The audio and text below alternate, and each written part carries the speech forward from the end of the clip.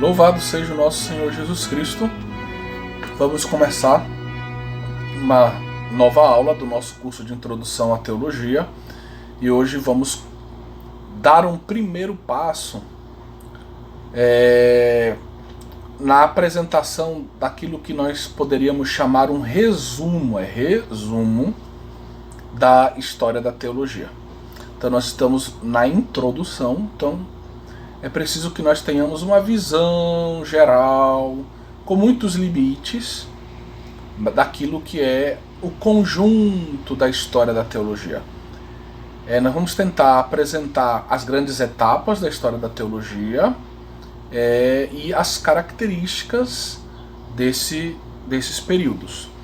E vamos, na medida do possível, também apresentar alguns autores e algumas obras, mas tudo isso de um modo muito sintético, tá certo? É um capítulo de um curso de introdução à teologia. Muitos desses pontos eles vão emergir, vão ser aprofundados ao longo do nosso percurso do bacharelado de teologia, tá bem? Mas antes vamos rezar. Em nome do Pai, do Filho e do Espírito Santo. Amém. Ó Maria concebida sem pecado, rogai por nós que recorremos a vós. Nossa Senhora, sede da sabedoria, rogai por nós. Em nome do Pai, do Filho e do Espírito Santo. Amém.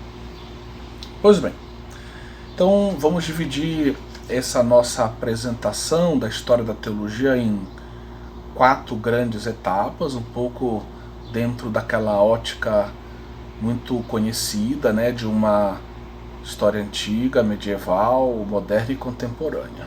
Tá bom? Então vamos seguir esse critério que tem seus limites, mas a gente vai adotá-lo para facilitar a nossa exposição. Então, quando a gente fala de teologia antiga, a gente pensa logo na figura dos padres da igreja. Então vamos falar um pouquinho de quem são os padres da igreja. Os padres da igreja, eles têm 4 características que a gente tem que guardar. Nem todo autor antigo é um padre da igreja. Para ser um padre da igreja, é preciso reunir esses 4 elementos ao mesmo tempo. Primeiro, uma santidade de vida. Tem que ter sido uma vida exemplar, uma vida santa.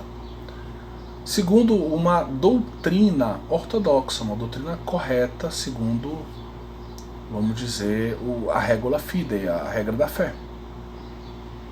Terceiro ponto, ele precisa ser reconhecido como tal pela igreja.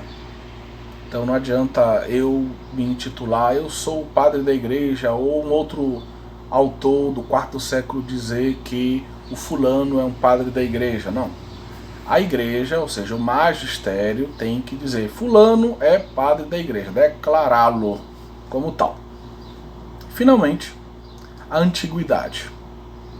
A antiguidade, normalmente, né, isso varia um pouquinho segundo os autores, mas um critério bem acolhido dentro da teologia patrística é que no Ocidente se considera como, vamos dizer, o final do período patrístico, a primeira metade do século VII, e a gente está pensando na figura de Isidoro de Sevilha. Enquanto no Oriente, esse período dos padres da igreja se prolonga um pouquinho e vai até o momento em que nós temos, no 8º século, uma querela, né, em relação à questão das imagens, onde emerge a figura importante de João Damasceno, nos seus escritos mariológicos e também que defendem o uso de imagens na vida litúrgica, na vida eclesial. Então, João Damasceno seria o último nome por volta meados do século VIII, enquanto Isidoro de Sevilha concluiria o período patrístico no Ocidente, tá certo? Então, nós falamos dessas 4 características. Só uma observação: para ser doutor da igreja, os 3 primeiros critérios são necessários, ou seja, santidade de vida, doutrina ortodoxa, reconhecimento por parte da Igreja. Evidentemente, a antiguidade não é um critério requerido, porque nós temos doutores na Idade Média, doutores recentes, como Santa Teresa d'Ávila, São João da Cruz, e outros ainda mais recentes, como Santa Teresinha, tá bom? Bem, então, essa é uma primeira palavrinha. Nesse período patrístico, é muito importante a gente compreender que fé e inteligência formam um todo, tá? Estão profundamente unidas, daí que surgem uma série de expressões que a gente encontra em Santo Agostinho, por exemplo, e a partir de Santo Agostinho essas expressões se espalham, né?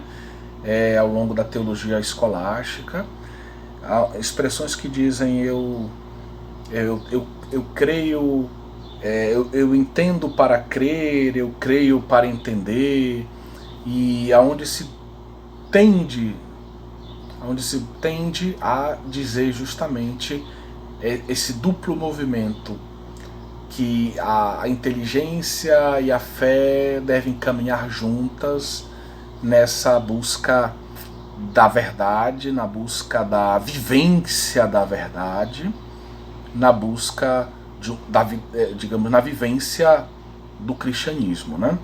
Ou seja, um bom cristão, um bom teólogo cristão, ele deixa a sua inteligência ser conduzida pela fé, a sua inteligência está a serviço da fé, a sua inteligência parte da fé, e a sua fé, ao mesmo tempo, requer e solicita toda a potência da sua inteligência para que ele reflita sobre tudo aquilo que é a revelação e tudo aquilo que significa para o cristão a boa nova de nosso Senhor Jesus Cristo, né? Então, os santos padres, eles não separavam formalmente a reflexão sobre a fé da vivência da fé. Então, hoje a gente, quando começa um curso de teologia, normalmente tem a teologia dogmática, sistemática, teologia moral. Isso seria algo estranho para os padres. Os padres, eles veem a fé com um sentido, vamos dizer, como uma experiência que solicita o homem por inteiro. Nós já falamos disso no início do nosso curso de Introdução à Teologia. Então a fé, na verdade, é a resposta positiva do homem para o Deus que se revela. Essa resposta, ela solicita o homem por inteiro, por isso ela inclui a minha inteligência, a adesão da minha inteligência à verdade revelada, mas ela não se limita a isso. Ela solicita a minha vontade, para que a minha vontade me conduza a aderir, a percorrer um caminho de uma vida diferenciada, uma vida marcada pela experiência da revelação, do acolhimento dessa revelação e do colocar em prática o que essa revelação me pede, né? Me indica como caminho de santificação, como caminho de vida eterna, né? Então, para os padres da Igreja, a fé, ela inclui o aspecto, vamos dizer, da inteligência e o aspecto moral.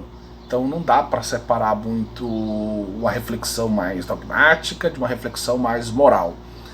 Como também não dá para separar muito, apesar, é claro que eles sabem que uma coisa é eu viver o cristianismo em casa, outra coisa é eu viver o cristianismo na igreja. E eles sabem o que é liturgia, claro. Mas também não dá para separar muito a minha vida moral, social, da minha vida eclesial, litúrgica, como a gente faz hoje. Muita gente hoje é uma pessoa na sociedade e outra dentro da igreja. Isso é uma coisa completamente absurda para os padres, né? Então, para os padres, essa fé, ela requer todo o nosso ser, ela solicita todo o nosso ser, a nossa inteligência, a nossa reflexão, vamos dizer, doutrinária, a nossa vivência moral, mas também essa fé, ela exige que eu pratique essa fé através de uma vida espiritual, de uma vida de oração pessoal, né? E através de uma vida litúrgica, através de uma vida eclesial, aonde eu vou com os meus irmãos, como povo dos eleitos, eu vou ser batizado, crismado, eu vou ser formado, catequizado, né? Eu vou, dentro da vida eclesial, vou estar a serviço dos meus irmãos. Então tem também essa dimensão litúrgico-eclesial. Então essa visão do todo é muito importante, porque era assim que os cristãos desse período viam a fé. E os padres da igreja veem a fé dessa forma, né? E por isso eles são verdadeiros educadores da fé. Quando a gente fala educadores da fé, aí você pensa, eles educavam para uma vivência desse tipo. Essa fé no sentido largo, que abraça a doutrina, que abraça a moral, que abraça a liturgia, que abraça a vida eclesial, que abraça relações sociais, que abraça tudo, que solicita inteiramente o homem. Então os padres da igreja, quando escrevem, normalmente eles não têm aquela preocupação de ficar limitando os seus escritos, por exemplo, só à liturgia, ou só ao direito canônico, ou só à espiritualidade, ou só à teologia que nós hoje chamamos sistemática, né? Mas quando os padres da igreja escrevem, normalmente eles têm essa profunda liberdade, com essa visão larga que eles têm de fé, que solicita o homem por inteiro, e eles passam com maior tranquilidade, né? E o que é delicioso, a gente vê isso nos padres da igreja, que a gente sente falta um pouco quando, vamos assim dizer, nós lemos os teólogos contemporâneos, né? Eles passam com maior facilidade num tratado sobre a Trindade. Eles estão fazendo uma reflexão sobre os textos do Antigo Testamento, os textos do Novo Testamento. Aí eles começam a falar do credo e fazem uma reflexão, primeiro era bíblica, agora mais, vamos dizer, especulativa. Aí daqui a pouco eles estão indo para a liturgia, falando de espiritualidade. Aí eles voltam, falam de um sínodo, falam de decisões de um sínodo contra os heréticos, por exemplo, o que seria um pouco o direito canônico hoje, e falam da necessidade de evangelizar os pagãos, o que seria uma teologia missionária, e assim nós vemos que os padres da igreja fazem discursos teológicos que eu reputo como deliciosos, né? Certa vez perguntaram ao Papa Bento XVI, né, o que ele fazia nas horas vagas, né? E aí ele disse, olha, eu não tenho muitos momentos vagos, mas quando eu tenho um momento vago assim, eu faço duas coisas, né? Eu toco piano e eu leio os padres da igreja, né? Então, quer dizer, dois prazeres que ele tem, e eu diria é um dos meus prazeres também, espero que se torne um dos seus prazeres também, ler os padres da igreja, por causa dessa visão teológica muito inteira, íntegra, uma teologia inteira, né? Onde com liberdade, sem alguns pudores que existem hoje, uma teologia muito especializada, né? Os padres passam de um âmbito para o outro da teologia, da sistemática, para o que chamamos de moral, para a liturgia, para a espiritualidade, e às vezes até no meio dos seus escritos eles começam a rezar. Simplesmente Santo Agostinho, por exemplo, está falando da Trindade, depois de ter feito uma reflexão bíblica, uma reflexão sistemática, ele prorrompe a oração, né? E ele eleva a Deus uma prece, e ele fala da liturgia. Então é muito bonito a gente ver isso. É algo que eu acho que falta um pouco na nossa teologia atual, né? Então, bem, muitos dos escritos dos padres nascem, digamos, de situações concretas. Eles são, quase todos os padres da igreja são bispos, alguns papas, né? Bispos, né? E sacerdotes. Alguns são sacerdotes, como São Jerônimo, por exemplo, né? E um ou outro é diácono, né? Como Santo Efrem. Então, quer dizer, eles são pastores, fundamentalmente. E como pastores, eles escrevem normalmente conduzidos por essa caridade pastoral, né? Por esse amor de pastor. Então, muitas vezes eles escrevem para orientar o povo de Deus, ou para combater heresias que ameaçam o povo de Deus, ou para incentivar a vida da igreja na sua missão evangelizadora, né, na sua missionariedade, ou para corrigir erros, né, nas suas cartas, né? São vários os gêneros literários também desse período. Nós temos epístolas, nós temos comentários à Sagrada Escritura, né? Os padres da igreja, como a gente vai já dizer, né, são padres que escrevem, né, muito fundamentados na Sagrada Escritura, né? Tem um sabor bíblico. Eles não têm um grande patrimônio teológico precedente, né, anterior a eles, mas eles têm a Sagrada Escritura e eles leem, eles rezam com a Sagrada Escritura. E eles fazem uma teologia ancorada, né, que brota dessa leitura orante, eu diria contemplativa da Sagrada Escritura, né? Então, são escritos que nascem das necessidades ou dos deveres dos pastores diante dos desafios que a igreja enfrenta muitas vezes, né? Nota-se nessa reflexão patrística uma intelecção amorosa do mistério. Bela essa expressão, intelecção amorosa. Ou seja, o padre, ele pensa, ele reflete sobre o mistério, mas não friamente, não separando inteligência do coração. A fé solicita o homem por inteiro, e por isso ele, por inteiro, ele reflete também com o coração, ele reflete amorosamente, ternamente. Então ele tem uma linguagem, a gente diria, apaixonada, muitas vezes. Uma intelecção apaixonada que resulta numa linguagem apaixonada, né? Que não deixa de ser racional, que não deixa de ter o seu valor intelectual, né? Porque é apaixonado que não tem um valor intelectual, um valor literário, um valor teológico, tá certo? E se usa muito uma linguagem simbólica, e aqui é importante a gente fazer essa menção ao fato de que hoje a gente parece que opõe com muita facilidade o símbolo à verdade histórica. Uma coisa é a verdade histórica, outra coisa é algo simbólico. Algo simbólico a gente muitas vezes pode tender a pensar é algo que não existe, é algo que não é verdadeiro. É um símbolo, certo? De uma utopia, de um mito, de uma ideia assim que não tem veracidade histórica. Atenção, não é bem isso. Linguagem simbólica para os padres da igreja não significa algo contra a verdade histórica, não. A linguagem simbólica significa reconhecer que aquela verdade histórica do nascimento de Jesus, da ressurreição de Jesus, da crucifixão de Jesus, é tão grande, é tão importante, é tão maravilhosa, é tão transformadora, é tão significativa, que eu tenho nos meus limites humanos, eu não consigo compreender tudo o que são esses mistérios, e não consigo dizer isso, né? Porque eu estou diante de uma ação de Deus na história. E Deus é infinito, é eterno, e a ação dele, ela guarda sempre algo de misterioso.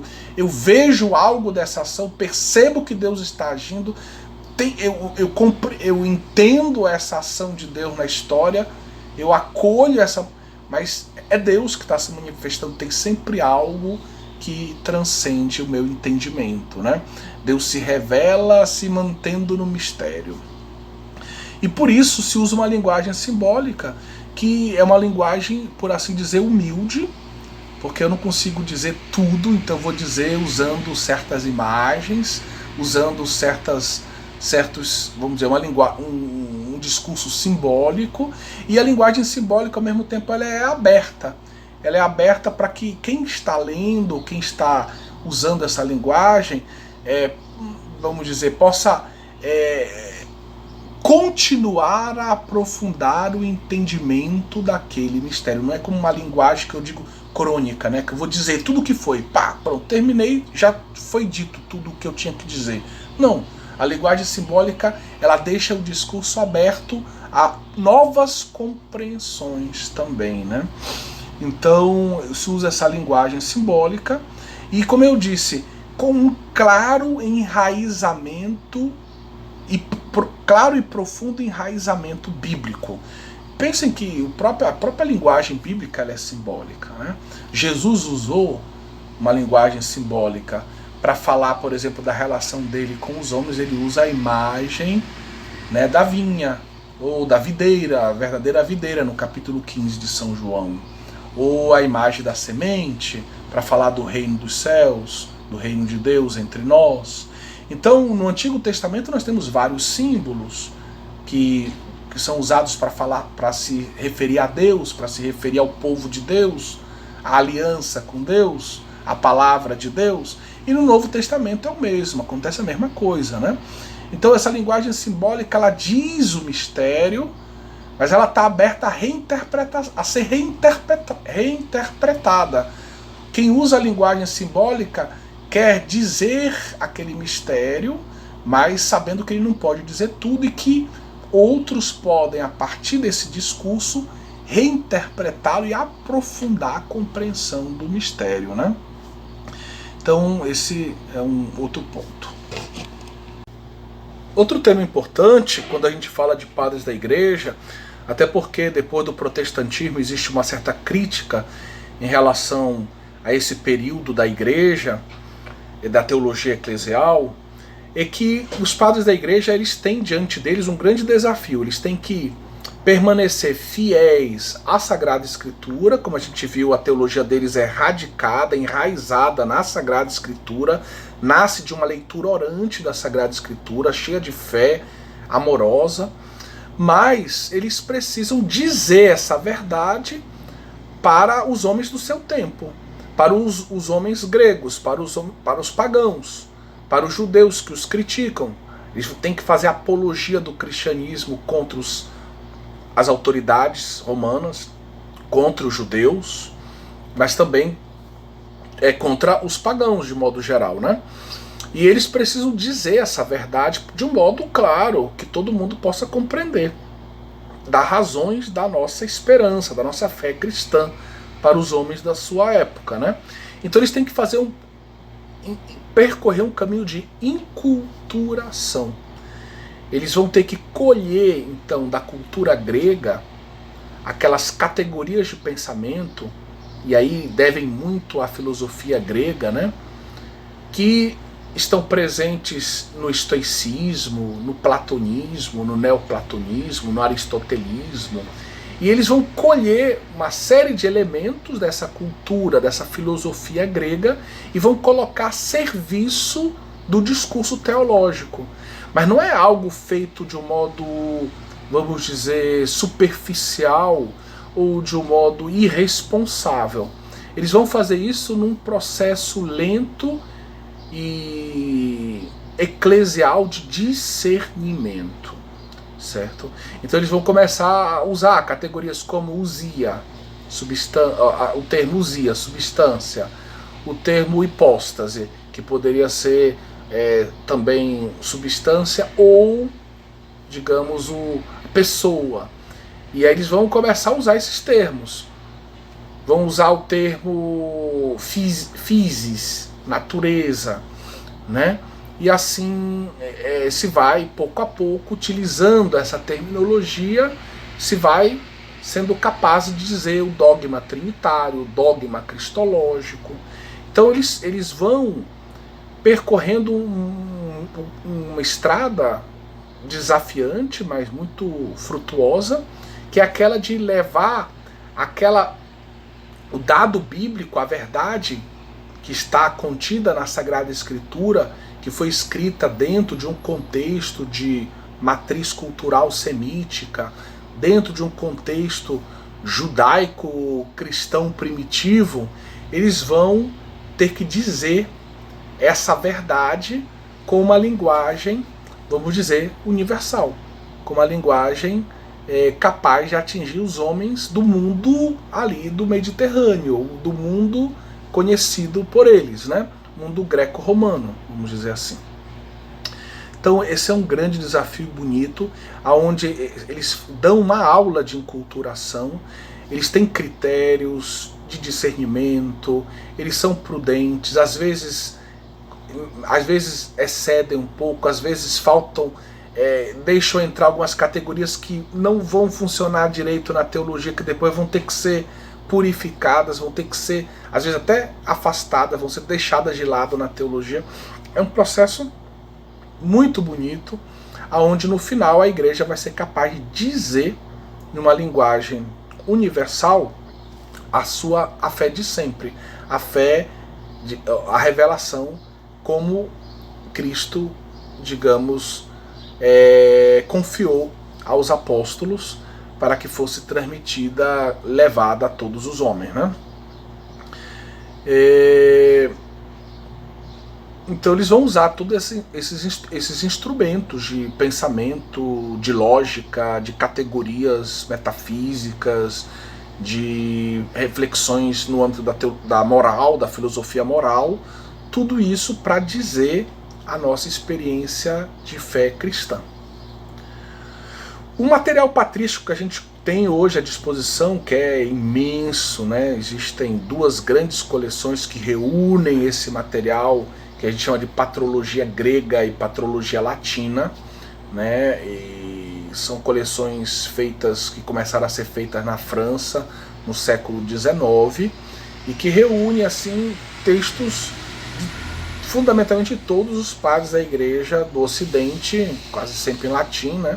E do Oriente, quase sempre em grego, né? E nessas dezenas e dezenas, né, de volumes da patrologia latina e patrologia grega do Mini, né?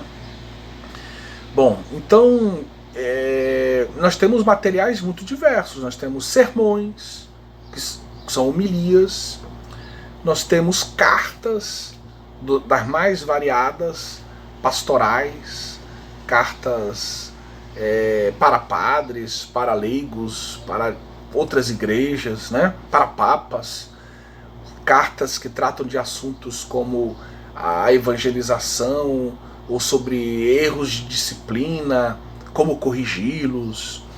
Nós temos tratados, verdadeiros tratados, tratado da Trindade de Santo Agostinho, por exemplo, tratados, né, contra os heréticos.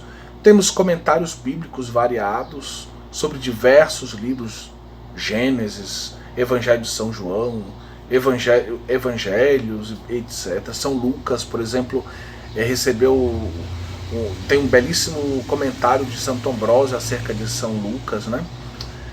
Nós temos textos litúrgicos que nos são apresentados pelos padres como fazendo parte da vida eucarística, da vida litúrgica da igreja, testemunhos importantes. Pensemos aqui na tradição apostólica, né, do início do século III, ou mesmo o próprio São Justino, quando escreve as suas apologias, ele nos presenteia com vários textos litúrgicos que nos ensinam como é que a igreja primitiva celebrava a Eucaristia, como é que a igreja primitiva guardava o domingo. E textos catequéticos, né, catequeses, sobre os mais diversos, variados assuntos, né? Então temos assim uma gama, textos contra os heréticos, né, que são textos que defendem a fé cristã contra a heresia. Pensemos nos maniqueus, pensemos nos pelagianos, pensemos nos donatistas, ou nos arianos, ou nos gnósticos, Santo Irineu. Bom, a partir do século III nós vamos notar o surgimento de escolas, né? Então vai surgir uma escola forte em Alexandria e uma escola forte, uma escola teológica forte em Antioquia. Essas escolas têm algumas pequenas diferenças entre elas, são as 2 principais. A gente pode falar de uma escola de teologia também, Cesareia, né, que o próprio Orígenes, que é um nome importante daquela de Alexandria, vai fundar depois que ele tem que sair de Alexandria por desavenças com seu bispo, né? Então vão surgindo essas escolas. As 2 principais são essas, Alexandria e Antioquia. Enquanto a escola de Alexandria ela tem, por influência de Orígenes, uma tendência, uma leitura mais, vamos dizer assim, alegórico, espiritual da Sagrada Escritura, então se fala no sentido literal da Sagrada Escritura, mas se busca o sentido espiritual, que é o mais profundo, aquele sentido que só pela fé a gente alcança, pedindo a Deus. A escola antioquena vai ter uma visão mais literal, né? O próprio texto já diz a beleza, a verdade que a gente tem que viver, né? Então, um estudo mais uma tendência, uma leitura mais literal da Sagrada Escritura. E essas escolas vão ter suas diferenças. Por exemplo, vamos falar aqui de Cristologia rapidamente. A escola de Alexandria, ela vai tender a ver Jesus Cristo como o Logos unido ao Sarx. Só que Sarx, do ponto de vista bíblico, é o homem por inteiro. Sarx quer dizer, né, o corpo, a carne. Então, mas é visto como o homem por inteiro, do ponto de vista bíblico. Porém, pouco a pouco, na teologia patrística, às vezes esse Sarx vai ficar limitado só à corporeidade. Vai se deixar de lado um pouco a ideia da alma. Como se o Logos tivesse o papel da alma na cristologia, né, digamos, na humanidade de Cristo, né? Enquanto a escola antioquena vai ter o esquema Logos Anthropos, ou seja, o homem tentando defender a humanidade, o homem, Anthropos, Jesus, e o Logos eterno. Só que o problema é como é que esses dois são dois sujeitos? São dois em um? São dois centros de atividade? Isso vai levar a alguns erros no futuro, como o nestorianismo, onde parece que em Jesus temos duas pessoas que estão unidas pela vontade, moralmente. Então, para vocês verem, temos duas escolas teológicas, né? Com as suas diferenças, né? E finalmente, para concluirmos essa primeira parte da nossa história da teologia, eu gostaria de lembrar algo que está no Catecismo da Igreja Católica, no número 236. Ou seja, os padres da igreja eles tinham já a clara compreensão de que existia uma distinção entre aquilo que a gente pode chamar de teologia e aquilo que eles chamavam de economia. Para eles, a teologia em grego, teologia, seria justamente uma reflexão sobre Deus ad intra, Deus enquanto Deus. E a economia seria a reflexão sobre o operar de Deus na história. Seria Deus agindo ad extra, fora dele, na história, né, que ele criou, no mundo criado. Então eles distinguiam isso. Uma coisa era essa reflexão, vamos dizer, mais especulativa, né, sobre Deus enquanto Deus, Pai, Filho, Espírito Santo. E outra coisa é a reflexão desse Deus na medida em que ele se revela ao homem na história, na medida em que ele age na história para salvar o seu homem, a humanidade, né, o seu amado homem, no sentido de humanidade. Então essa distinção também é importante, né? Esse pensar em Deus, um discurso sobre Deus enquanto Deus, um pensar em um discurso sobre Deus enquanto Deus age na história, ou ad intra, enquanto Deus nele mesmo, enquanto Deus no seu próprio mistério, e ad extra, Deus que age na história. Seria a teologia e a economia, né? Bem, eu queria também falar de dois autores, né, que são Orígenes e Irineu de Lyon. Irineu de Lyon, primeiro, ele é considerado o pai da teologia dogmática. Então, a sua obra normalmente mais citada, mais conhecida é essa, né, que é Contra as Heresias. E essa obra de Irineu de Lyon, ela é muito importante, porque nela ele refuta, né, o gnosticismo e com ele uma série de tendências heréticas. Mas se a gente pegar o sumário da obra, a gente vai ver que especialmente no livro 3, depois de apresentar os heréticos, os seus pensamentos, né, refutar essas heresias, ele vai apresentar a doutrina cristã. Então ele tem a pretensão, ele pretende apresentar de um modo razoavelmente completo, vamos dizer assim, para a época, primeira tentativa, vamos dizer assim, a nossa fé cristã, na sua inteireza, né? Então ele vai falar da tradição apostólica, ele vai ligar a tradição apostólica com a sucessão apostólica, vai falar da importância da Igreja de Roma para isso, e vai, na terceira parte da obra, falar desse Deus, que é um Deus que foi se revelando ao longo da história, que chegou em Jesus Cristo a revelar-se plenamente como Deus Pai, Filho e Espírito Santo, como Deus Trindade, e ele vai percorrendo um pouco todo o Novo Testamento mostrando isso, né? Vai falar também dessa unidade entre Novo Testamento e Antigo Testamento, né? Ou seja, não são dois deuses, duas realidades distintas, mas estão integradas, existe um grande plano na história da salvação com etapas. E depois ele vai abordar a cristologia, falando da encarnação do Verbo, da missão soteriológica dele, é a soteriologia. E ao falar do Verbo, ele fala de Maria, e ele começa a fazer um discurso também sobre, vamos dizer, a nossa redenção, a obra redentora que é base para a nossa espiritualidade, né?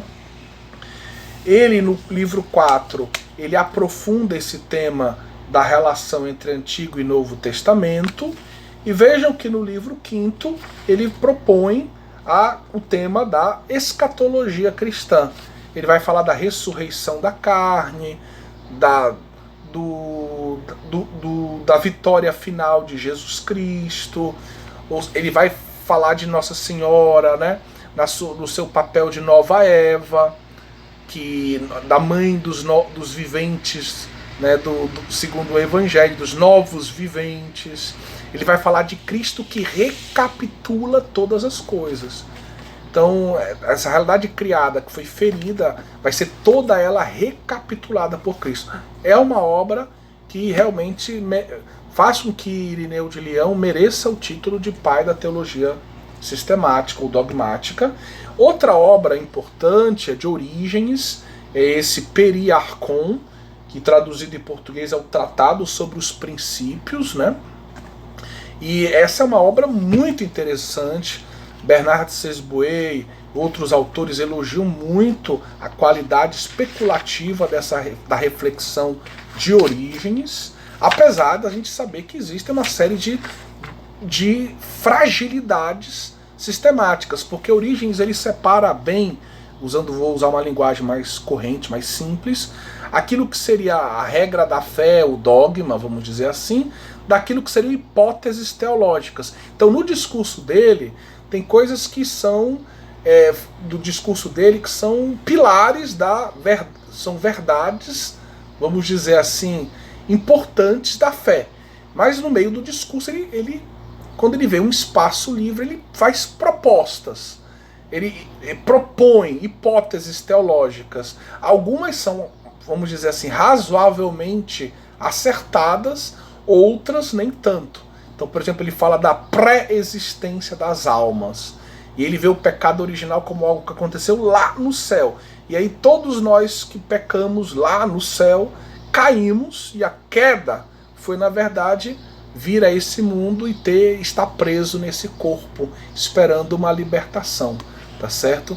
E, bom, e isso, é claro, é um pensamento gnóstico, um pensamento de matriz também neoplatônica, e isso daí não é coerente com a nossa fé, né? Então existem esses problemas. Ele também fala de uma possível conversão final de tudo em Cristo para Deus, inclusive de uma espécie de conversão até do diabo, né? Apocatástase final, né? Seria como se chama, né? Mas bem, esses são alguns deslizes, mas a obra é muito interessante. Você vê na primeira parte da obra um tratado onde ele fala sobre Deus, o Pai, Cristo, o Espírito Santo, onde ele fala sobre a criação, a queda, e aí fala dos seres espirituais, os anjos, né? E depois ele fala do mundo, no segundo livro, das criaturas. Então ele vai falar da questão do corpo, ele vai falar da encarnação dos profetas ao longo da história, de Jesus Cristo, da boa nova em Jesus Cristo, do Espírito Santo prometido por Jesus Cristo para o homem, da alma humana, da ressurreição, das promessas de vida eterna, né, para uma vida pós-morte.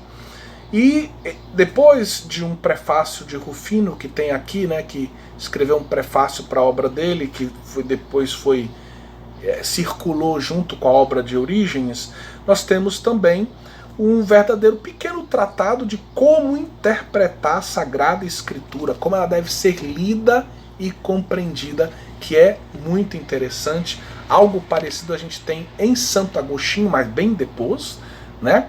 Quando Santo Agostinho propõe uma obra chamada Doutrina Cristã, em que ele ensina bastante como a gente deve ler e interpretar a Sagrada Escritura também. Então são duas obras muito interessantes.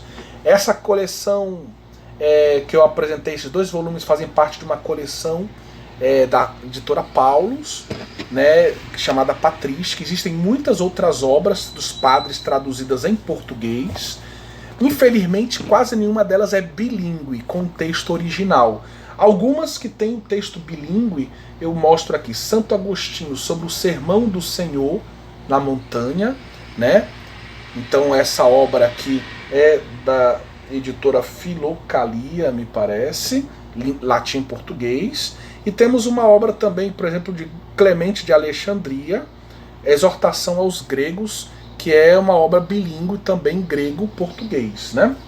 Então essas obras, evidentemente só em português, são obras mais baratas, né? Coleções parecidas com essa existem em espanhol. Então normalmente Cidade Nova, né? Ciudad Nueva. Então existe uma coleção bonita com capa laranja e com vários autores, centenas de volumes publicados. E em italiano também, da Città Nuova, também existe uma coleção só em italiano, também não tem o texto bilíngue. Textos bilíngues, a coleção mais famosa que existe em francês, que tem mais de 600 exemplares, né, 600 publicações, né, é a coleção Sources Chrétiennes, em português As Fontes Cristãs, que é essa coleção aqui. Isso aqui é um volume de São João Damasceno. São as homilias sobre a Natividade e a Dormição de Maria. Então uma coleção muito boa em francês e com texto original, latim ou grego, e nas notas de rodapé todas as variantes do texto. Por isso é uma edição crítica. Ela custa caro, mas vale a pena. E junto com ela eu tenho que citar a patrologia grega e a patrologia latina, que valem a pena a gente conhecer. Existem vários opúsculos, textos dos padres publicados por aí. O importante é que você conheça os padres, aprecie os padres e, principalmente, leia e reze com os padres.